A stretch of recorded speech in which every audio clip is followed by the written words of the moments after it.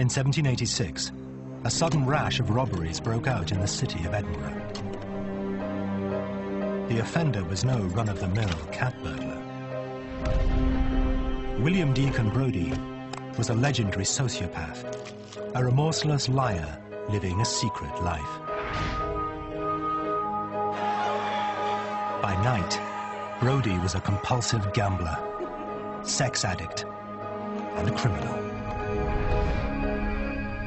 By day, he was a gentleman, a respectable citizen with wealth and power. 100 years later, Brodie's double life inspired a young author with demons of his own.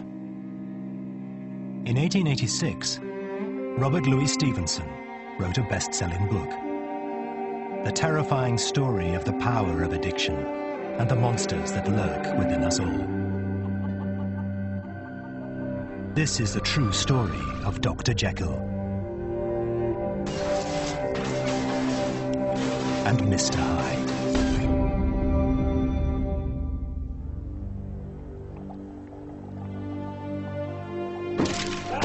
In 1886, Robert Louis Stevenson's Jekyll and Hyde changed the face of horror forever. The whole tradition of horror literature up till that time embodied the evil in an objective character, a vampire, a monster, a creature. But this was much, much more sinister. The evil was hidden inside someone.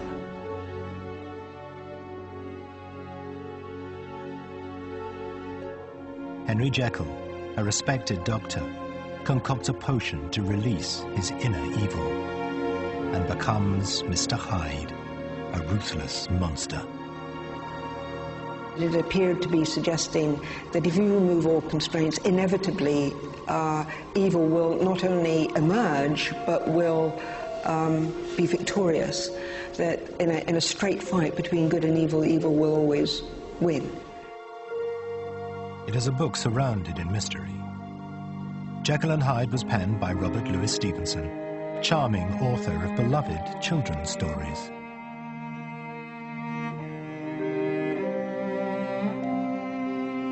What could this mild-mannered man know about the power of evil? Since childhood, he was obsessed with one of Scotland's most notorious psychopaths, William Brodie.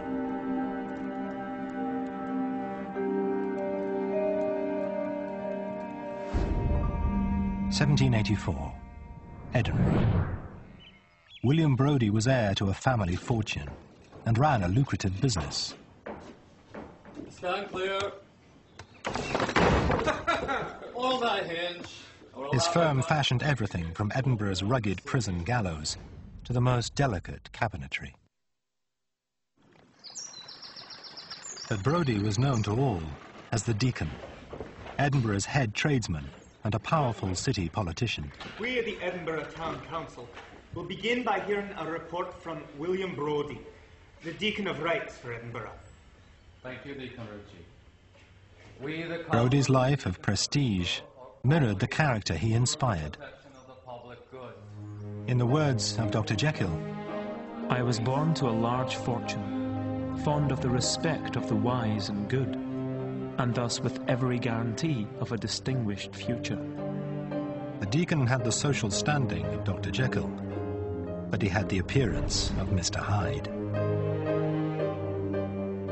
Brodie was a very, very slender individual. He was quite odd in appearance. He had a scar across his nose. He was very short in stature. He was only 5'4". Although he dressed very, very splendid, he kind of looked somewhat like a chicken with his skinny legs, and he would strut along on the streets. And I'm sure behind his back, if not to his face, people would be mocking someone like that. There is a balance to him, i.e. £3.13 to be paid. Behind his public facade, Brodie's inner evil was screaming to get out. On behalf of the rights.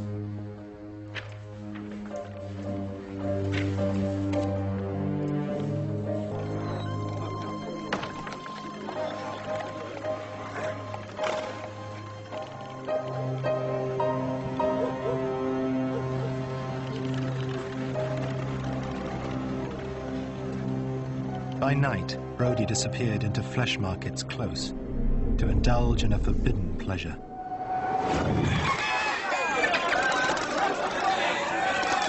Oh, that looks like a winning stroke. Gang in there and win tonight, my wee Scully.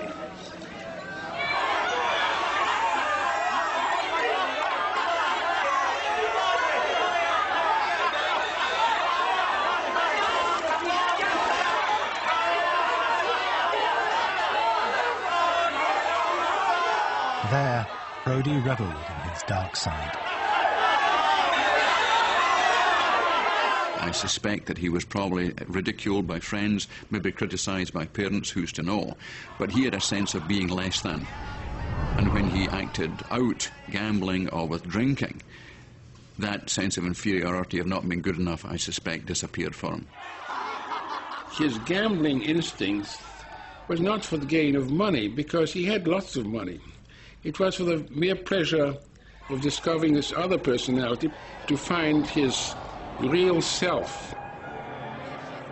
The noise, people shouting, that violence, blood, bright colours, all would be very powerful triggers to his brain, to this rise in adrenaline that the junkie would be looking for. Like Dr. Jekyll, Brodie had found a potion that made him brash and powerful.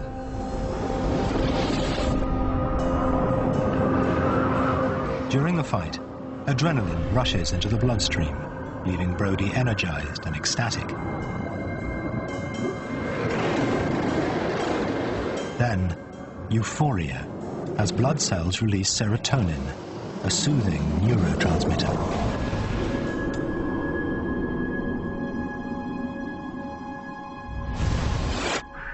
Each night, after the blood and booze of the cockfight, Brodie slipped into his upper-class home through the back door of his workshop.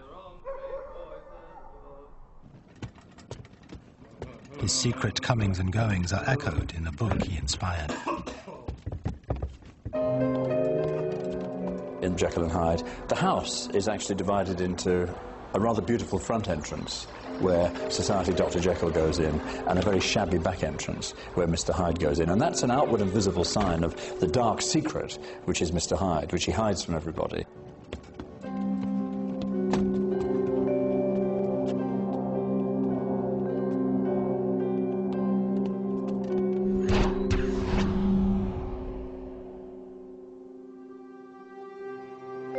Nearly 100 years later, a cabinet built in Brodie's workshop stood in the bedroom of 7-year-old Robert Louis Stevenson.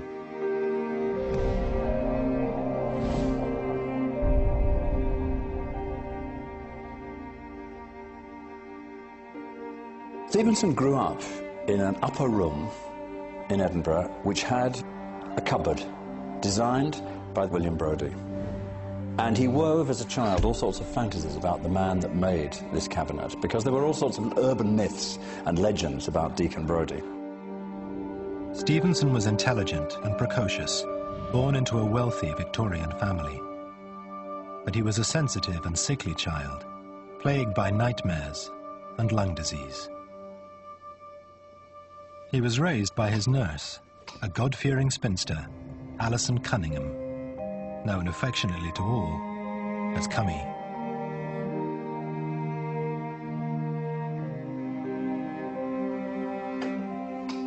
She administered what became a lifelong regime of drugs to help young Stevenson. We're going to say our prayers now. But Cummy also attended to the boy's spiritual health.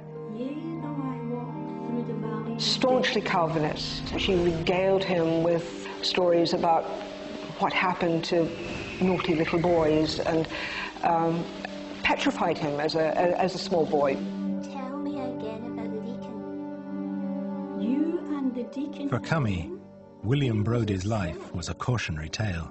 Half of his blood was Gabriel's and half was Lucifer's. These stories nourished his tendency for feverish nightmares. I suspect it's quite likely that Brodie himself walked in Stevenson's dreams when he was a small boy. Aye, as sure as the sun is rising, Brodie is dying in hell. Now, go to sleep. Aye, put your head back. Cummings' stories about the deacon planted the seeds of a dark obsession.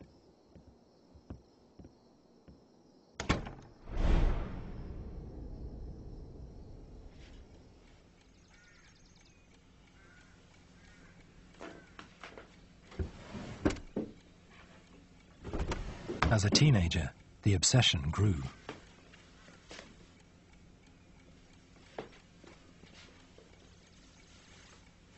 In his first year of classes at the University of Edinburgh, Stevenson set out to learn more about the life of Deacon Brodie.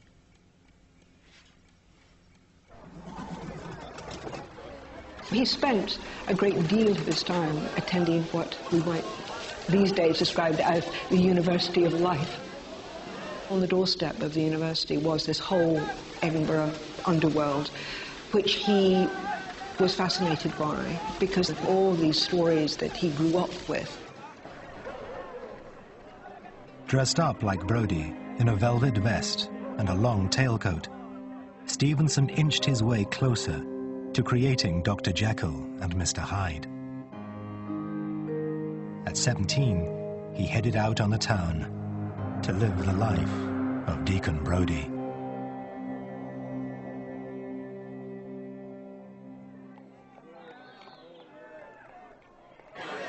Stevenson was exploring the old haunts of Deacon Brodie.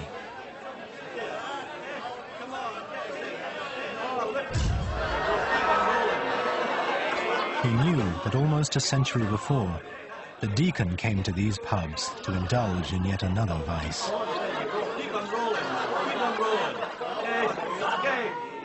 Darling, I'll give you a good time.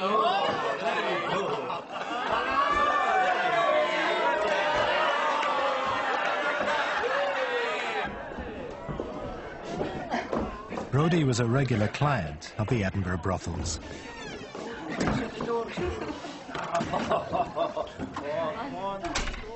In a number of relationships, 2, he had a continuing compulsion to act out this behaviour, and 3, he continued the behaviour despite negative consequences, personal and financial. And these are the cardinal diagnostic features of addiction. He was a sex addict.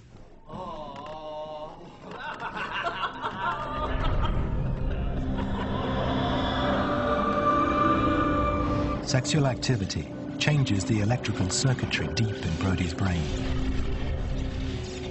Arousal causes the release of dopamine, a neurotransmitter that helps electrical signals jump from one nerve cell to the next. Soon, the brain is supercharged. Blood pressure spikes, body temperature increases, and nerve endings become more sensitive. It's a sensation Brodie chased again and again.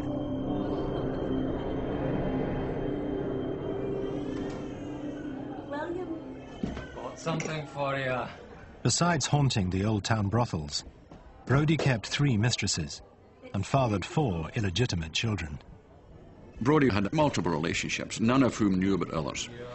In the secrets lies the sickness. He had to have kept secret the fact he was having a relationship with another woman from the woman he was with right now.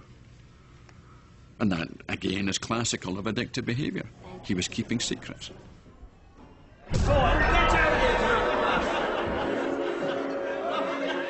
A century later, in the very taverns Brodie haunted, Stevenson was keeping secrets of his own.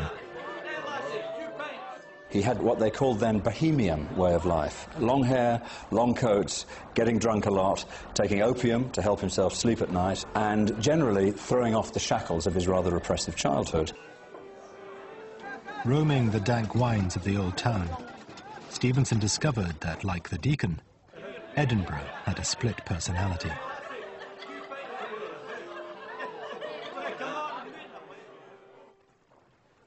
Robert Louis Stevenson grew up in a city that was in 2 halves. There was the old town, the medieval town, with its rookeries and its spooky alleys, and that's where the lower classes lived. And the other side of the tracks, there was Uptown, where the middle classes lived, the professional classes, Stevenson's family, engineers, clerics, teachers, lawyers. He called it, "This city has two personalities." Stevenson was haunted by the memory of Deacon Brodie, the one man daring enough to walk in both worlds.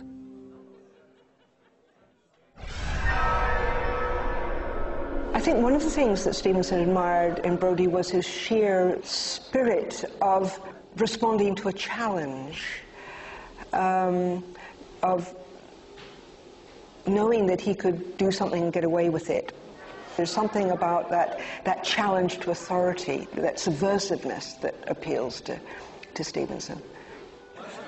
But Stevenson did more than admire the Deacon's rebellious streak. He followed Brodie's lead and wound up in the same old-town brothels. Do you want to go upstairs? This is the era that some middle-class households actually put little coverings on piano legs because they didn't want bare legs in their living room. I mean, we're talking about a repressed society, and one of the great unmentionables was sex. Unmentionable or not, Stevenson boasted about his sexual prowess. He claimed that he never had to pay for sex. He gives the impression that the prostitutes that he encountered took almost a kind of maternal interest in this young man. Stevenson was living the life of Deacon Brodie, but he refused to live in secrecy. His feeling was that he was being driven into a life of hypocrisy, and he expresses a desire to escape from it.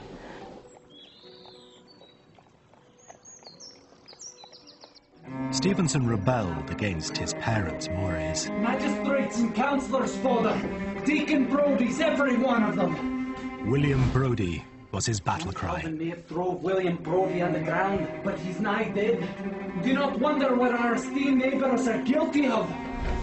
He abandoned his studies, rejected God, and decried the hypocrisy of Victorian life. Agnostic, father. I'm agnostic. I'll not lie to you. Lewis!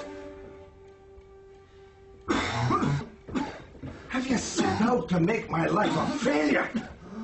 Maggie! In 1872, Stevenson suffered a severe relapse of respiratory illness.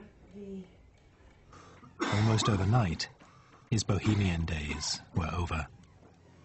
If you're feverish and spitting blood and unable to eat, then you can't really run around and visit prostitutes or hang about with the boys, and just physically it's not possible. Stevenson spent months confined to his bedroom, dependent on his father's money and an addictive cocktail of drugs to keep him alive. He could only dream of living the Deacon's life of adventure.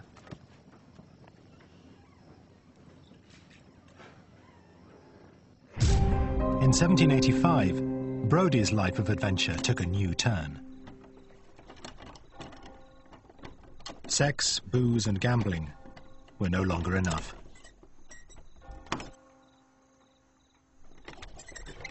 Brodie was turned on by excitement. He probably felt he never had enough. For the addict, the drug of choice is more. Crime, inevitably, was his next step.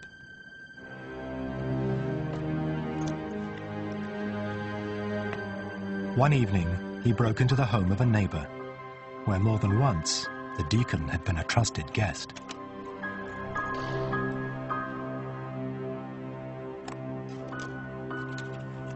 He would go into a home, and he's smiling, and he's very, very disarming to someone. They may even tell him where things are or talk about their possessions and very freely because he's not what people expect criminals should look like. Then, cloaked and incognito, he betrayed the trust of an old friend.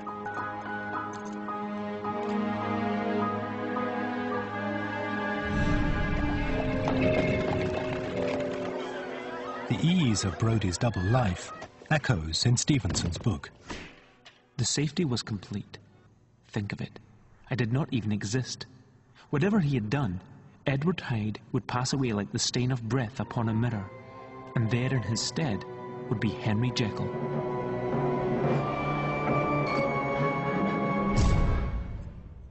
By day, Brodie resumed the life of a gentleman. But Brodie's double life came at a cost. It need nae repeating, in words nor in deed. You well know my feelings on this matter, John. You keep secrets, you remain sick. The whole idea of sharing secrets with a human being is so that you begin to feel better about yourself. Brodie had none of that. Exceeding £208, 5 shillings sterling. The deacon's friends had no idea there was a war waging inside him. Like Dr. Jekyll, it was only a matter of time before Brodie succumbed completely to his evil half. Once, Stevenson lived the defiant life of Deacon Brodie, but his wild days appeared to be over. At the age of 30, he married Fanny Osborne, an American divorcee 9 years his senior. The land of counterpane. When I was sick and lay abed... In spite of chronic anxiety and lung disease, Stevenson had become an acclaimed author. I was the giant great... He penned some of the most delightful children's stories of all time. And sees before him dale and plain, the pleasant land of counterpane. Beneath his respectable image, darkness still lurked inside him.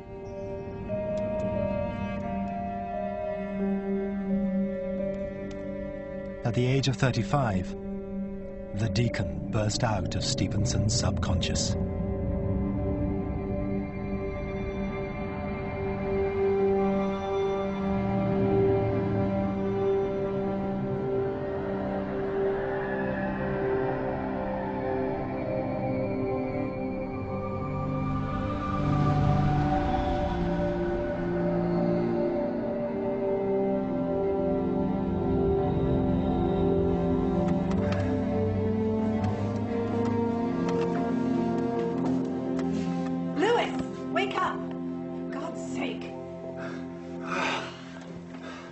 Why did you wake me? I was dreaming a fine bogey tale. In his journals, Stevenson described the dream that made literary history.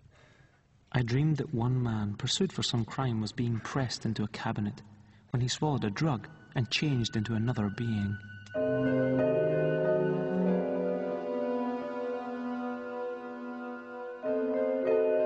In the room in which I slept when a child in Edinburgh, there was a cabinet from the hands of the original, Deacon Brodie.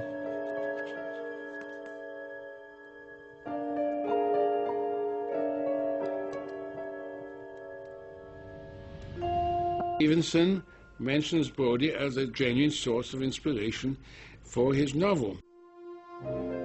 His nightmare inspired the most popular horror story of all time. It was an instant success. Published in dozens of languages, the story soon became known around the world.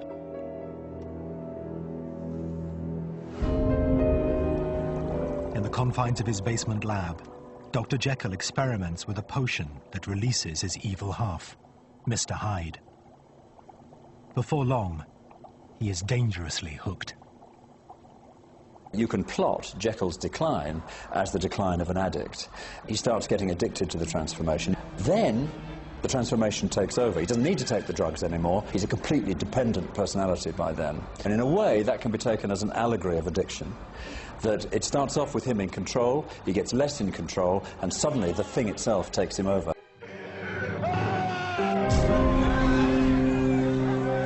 Like Dr. Jekyll, Brodie had lost control.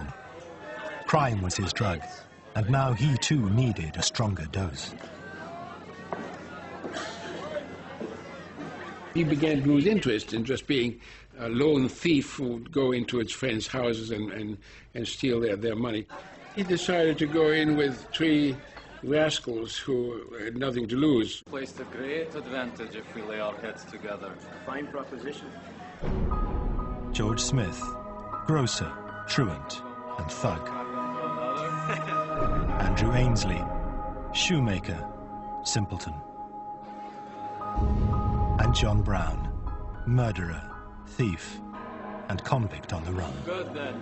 Let us go around and see where business... Brodie elected himself as gang leader. He was a man of power and privilege, and a criminal with a special talent. Brodie had the technical skills. He was able to make these keys. He was a locksmith, so it was a perfect setup. It was an age of innocence, when shopkeepers hung their keys in plain sight. He can't snatch the keys, because she'll be missing the keys. But when the elderly woman is not looking, he can easily make an impression of this key. And no one was the wiser.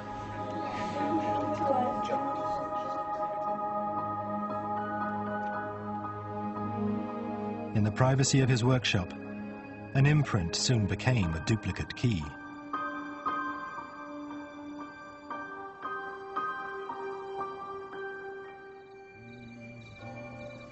Brodie passed through doorways like a ghost. Edinburgh was his for the taking. In 1784, he led his band of thieves on a crime spree. They pulled off 12 robberies.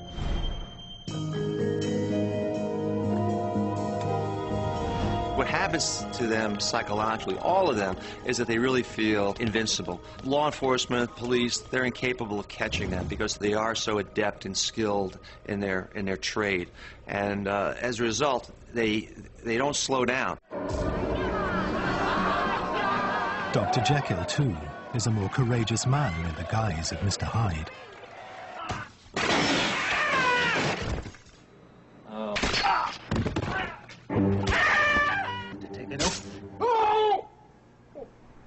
We know that when we have the adrenaline going, we are more vigilant, we are more receptive to stimuli.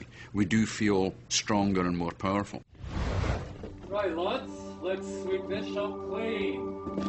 Smith, jump outside. Hi, Brodie.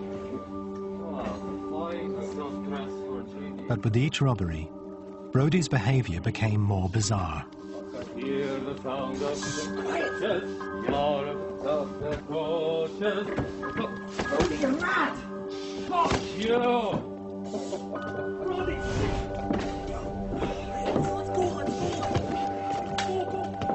Drunk on a potent mix of port and power, he'd become a danger to his men and to himself.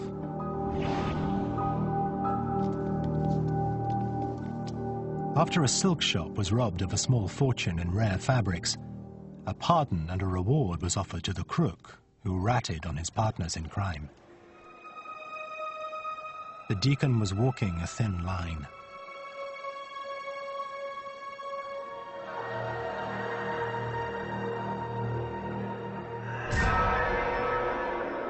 For Stevenson, Brodie's dangerous double life was the basis of his novel.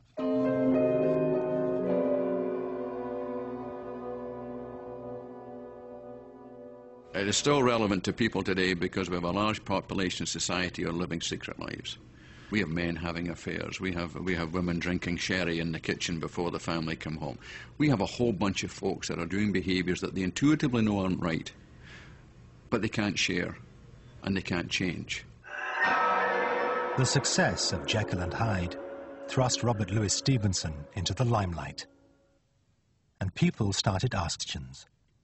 Was Stevenson the wholesome, nice writer of The Child's Garden of Verses and Treasure Island, wholesome children's book author, or was he the dark, tortured, gothic writer of Jekyll and Hyde? Stevenson's Dr. Jekyll describes his experiments in graphic detail. The most racking pangs succeeded. A grinding in the bones, deadly nausea, and a horror of the spirit that cannot be exceeded at the hour of birth or death. Then something strange in my sensations, a heady recklessness, a solution of the bonds of obligation, an unknown freedom of the soul.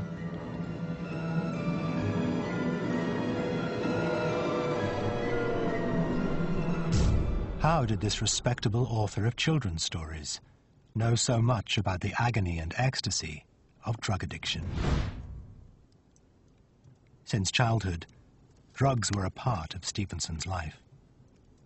As a student at Edinburgh University, Stevenson admitted to taking opium to blast his mind because he had such bad dreams. Subsequently, he was on a whole cocktail of, his bathroom was like a distillery, had all these drugs because he had these lung complaints. He didn't sleep well, he kept having coughing attacks, so he took all sorts of things. Ether, morphine, chloroform. Stevenson had access to them all. But his drug of choice was laudanum, a cocktail of opium and alcohol still manufactured for medical use today. Opium particles pass through the stomach lining into the bloodstream and enter the brain, producing a rush of euphoria and a blissful calm. But during drug withdrawal, spikes in blood pressure take their toll on the fragile vessels in the brain. Opium use was putting Stevenson at risk of a deadly stroke.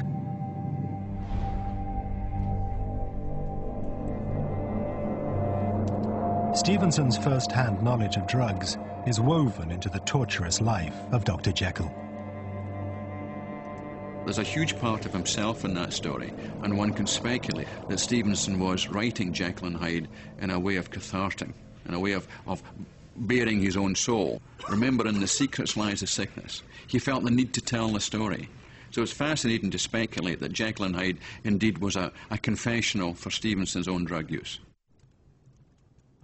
Stevenson continued living the reclusive life of a writer, trying to keep his dark side and his addiction under control. But in 1788, the Deacon was showing no sign of slowing down. He was planning a crime that would place his name firmly in the history books. Brodie had his sights set on the National Excise Office, a holding place for every penny of tax money collected in Edinburgh. For 2 hours every night, the building lay quiet and unguarded. It was all the time Brodie needed to relieve the government of thousands of pounds in cash. Watch inside. Brown and Smith, you'll have Great Samuel for the inner door and the young'uns for the cabinets in the cashier's office. No. Ainsley will sit here and train his eagle eye on the port and entry from the palisade.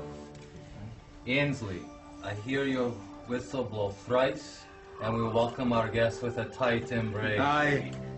Yes. Clear then. Aye, Brodie. Clear as Loch Lomond. Aye. The excise office, well, it's like robbing the Bank of England. I mean, it was high risk because of the punishment. I mean, you could be put to death for stealing 12 pounds.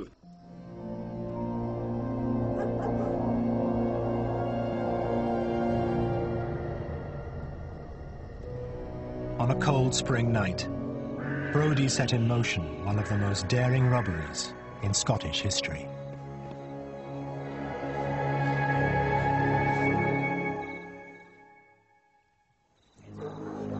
Brodie's plan to rob the Scottish Excise Office got off to a bad start. He showed up late and drunk. What are you doing, late? No worries, boys. Plenty of time. Hurry, go on. Brodie took his watch position inside the outer door.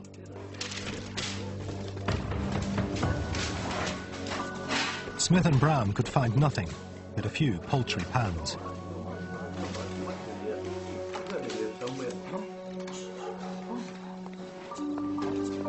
Then, an uninvited guest.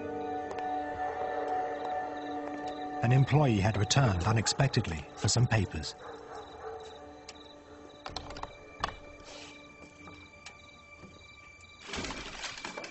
Ainsley had no time to sound the alarm.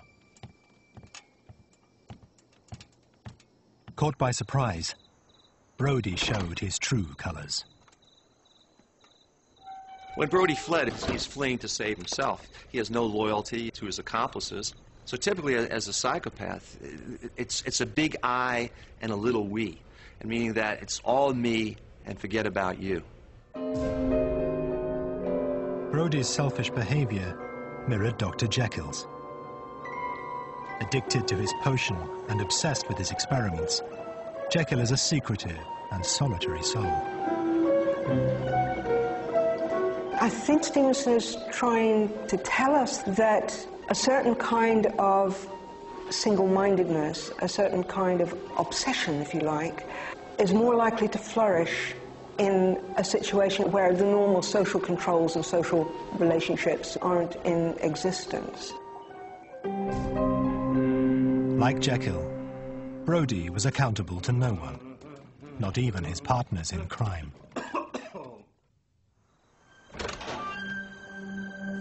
At the excise office, the official collected his papers and left, suspecting nothing. Brodie! Where is Brodie?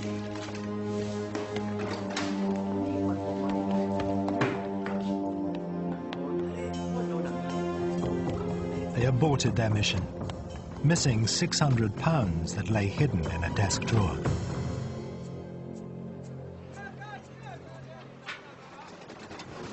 Plan, wasn't it? The next day, Brodie and his band of thieves met to parcel out their earnings, a meagre £16. Aye, a pinch, thanks to you, Brodie. You run away scared, did you? I didn't, eh? I stood true as the sun, Sassenach. 'Twas Ainsley who forgot how to whistle. I went round the back way, exactly like... 'Tis neither here nor there, lads. Shall we divide up the riches? You're mad, my good deacon. You'll not place me in harm's way again. I swear it. Ah, come on now, Sashcracker, stay for a nip.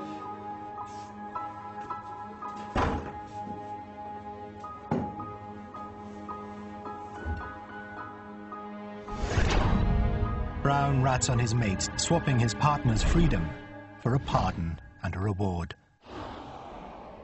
Ainsley and Smith were arrested that afternoon. Get in there, you wee nappy, you're in soapy bubbles, sir. Brown doesn't mention Brodie's name, hoping he can bribe the deacon. Word of the excise heist spread through Edinburgh like wildfire. Brodie knew his days were numbered and fled town. Thank you, my lass. After the deacon's disappearance, Ainsley named Brodie as gang leader. Police searched Brodie's workshop and found incriminating evidence.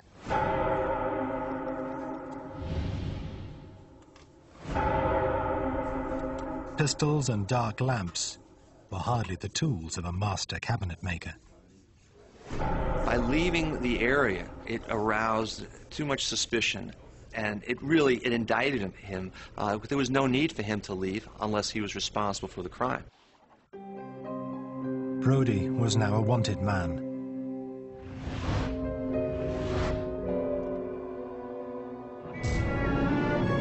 His fate echoed Dr. Jekyll's. The moment before I had been safe of all men's respect, wealthy, beloved, and now I was common quarry of mankind, hunted, houseless, thralled at the gallows. 2 months later, police followed Brodie's tracks overseas and arrested him in an Amsterdam hotel room. 'Tis I, William Deacon Brodie. I'll nae deny it. On July the 17th, Brodie was back in Edinburgh.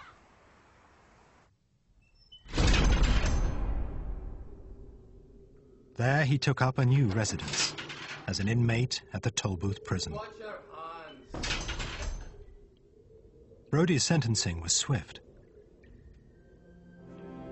You, William Brodie, cannot but know that your vices have been the source of your ruin. The Lords of the Judiciary hereby rule that you shall be hanged by the neck upon a gibbet until you are dead.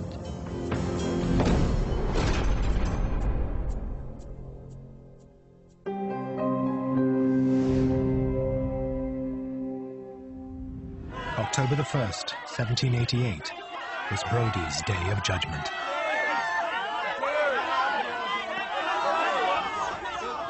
At 8 a.m., he was led to a gallows he remembered only too well. The deacon was the first Scot to design and craft a drop-hatch gibbet.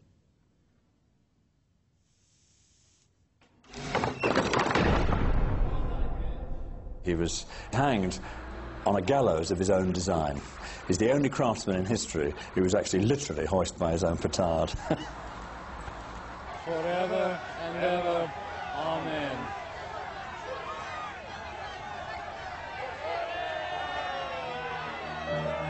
But Brodie had cooked up an elaborate scheme to beat the very machine he built. Because of his influence, because of the money that he has, he can pay off people. And so even though he's going to face the gallows, he had little side deals working. He's even to the very end.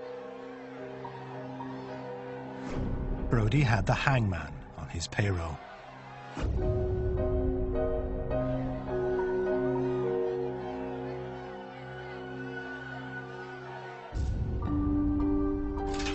While he waited for his hanging, Brodie received a special guest. Dr. de Gravert was a French surgeon from Paris. Are you ready? Aye. He was a man with a special talent, saving victims from the gallows. De Gravert fitted Brodie with a special collar, lined with hooks to catch the noose. The collar was connected to steel chains running down the length of Brodie's body. With the hangman's help, the rope was fastened under the hooks inside Brodie's collar. Everything has been set up here. His hands are free, which is a little bit unusual too. They allow his hands to be free, so when they put the noose around his neck, he's able to adjust that in the right position. When the deacon dropped through the platform and hit the end of his tether, the impact would be distributed through the chains, away from his neck.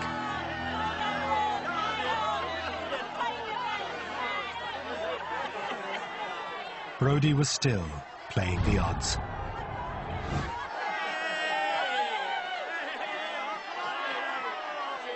At 8:30, William Brodie made his final gamble.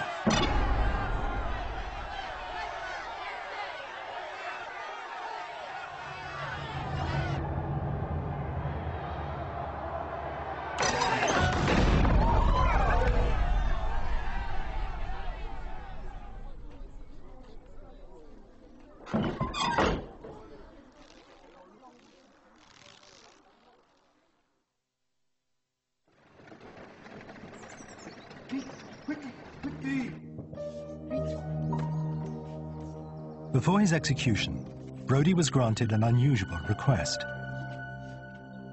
The Chief Justice allowed his body to be released directly after the hanging. Brodie knew he would need immediate medical attention. Bloodletting appeared to be having no effect. It's not working. It looked like Brodie had lost his biggest gamble. A disgrace to his family, he was buried in unmarked grave 22 in Buccleuch Parish Churchyard, Edinburgh.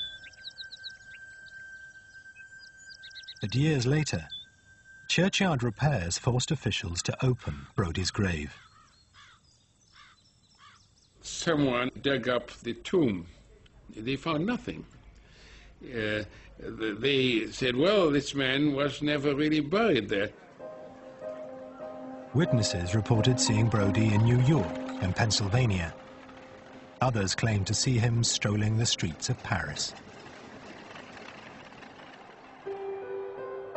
The deacon's story became a legend. Did William Brodie sidestep justice? Did evil prevail over good?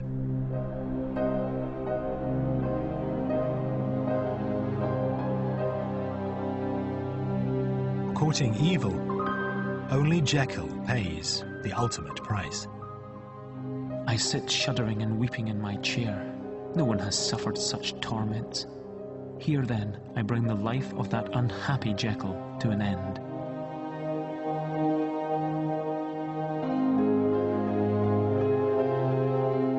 The whole notion to subvert authority, which was what Brodie was up to, is very appealing. The public always likes to believe that you can get away with it, but Stevenson was very deliberately telling us, well, actually, it's not really like that, and that inevitably, if you release evil, it's going to destroy itself. Jekyll and Hyde made Stevenson fabulously rich. 2 years after his book was published, he moved to a tropical island in the South Pacific. He built a mansion and led a quiet life of rest and writing. In a strange twist of fate, Stevenson mimicked Dr. Jekyll and succumbed to drug addiction. On a peaceful day in his Samoan kitchen, tragedy struck.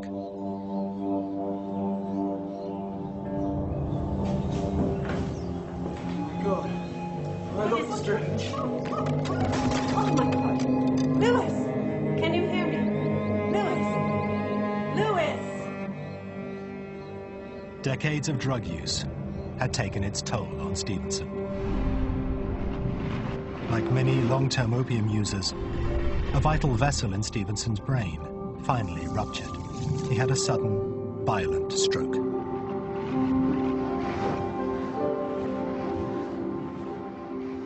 Within a matter of hours, Stevenson was dead. He was 44 years old. Stevenson was using laudanum, an opiate, during most of his life, and so his stroke, I'm sure, was contributed to by uncontrolled high blood pressure, which may well have been contributed to by the use of laudanum. In 1891, Robert Louis Stevenson was buried in his tranquil Samoan garden.